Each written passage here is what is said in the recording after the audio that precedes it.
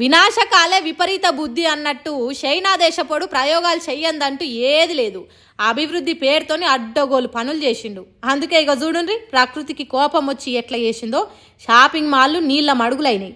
పైకెక్కే escalator మెట్లు ప్రాజెక్టుల నీళ్లు ఎగజిమ్మి పోసినట్టు వస్తున్నాయి.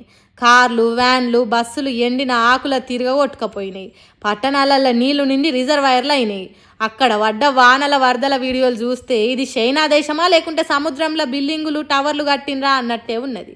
పెద్ద పెద్ద బిల్డింగులు బాగా ఎత్తుండే వరకు కనిపిస్తున్నాయి కానీ నీళ్ళల్లో మునిగిన ఇండ్లు ఎన్నో ఉన్నాయట. ఇక చూడుండ్రి ఆకాశం అంతా ఎత్తుగట్టిన వంతెన పిల్లర్ కూలి ఎట్లయిందో.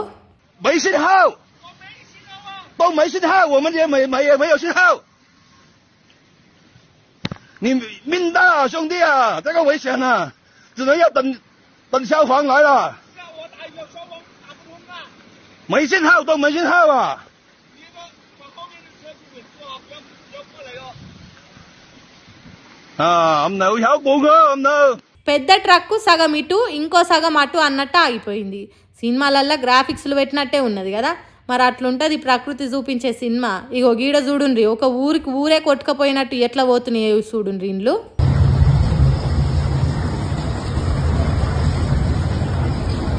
房子走了，看着。看着了。哎，我的棒棒也都完了。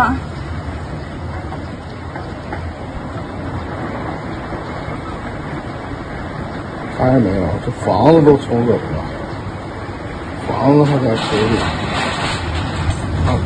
పునాదుల కాలు నుంచి ఇండ్లను లేపుకొని వస్తున్నది వరద.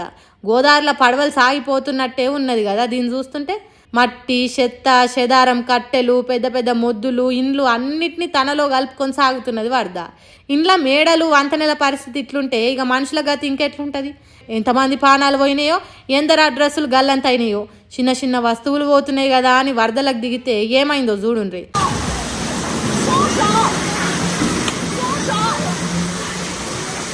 వస్తువుల కోసం తనలాడితే మళ్ళీ వెనుకకు వచ్చేందుకు సత్తువలేక అట్టే కొట్టుకొని పోయినరు. ఇట్లా ఎంతమంది గల్లంతైనరో ఏం పాడు.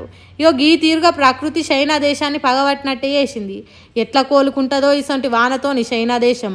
అన్నిటినీ తప్పించుకున్న ప్రకృతి నుంచి తప్పించుకోలేకపోతున్నాడు చైనా దేశపోడు. మరి దానికి కూడా ఏదైనా ఉపాయం కనిపెట్టి వానలు పడకుండా చేస్తాడో ముందు ముందు ఏం పాడో ఇక చూడాలి.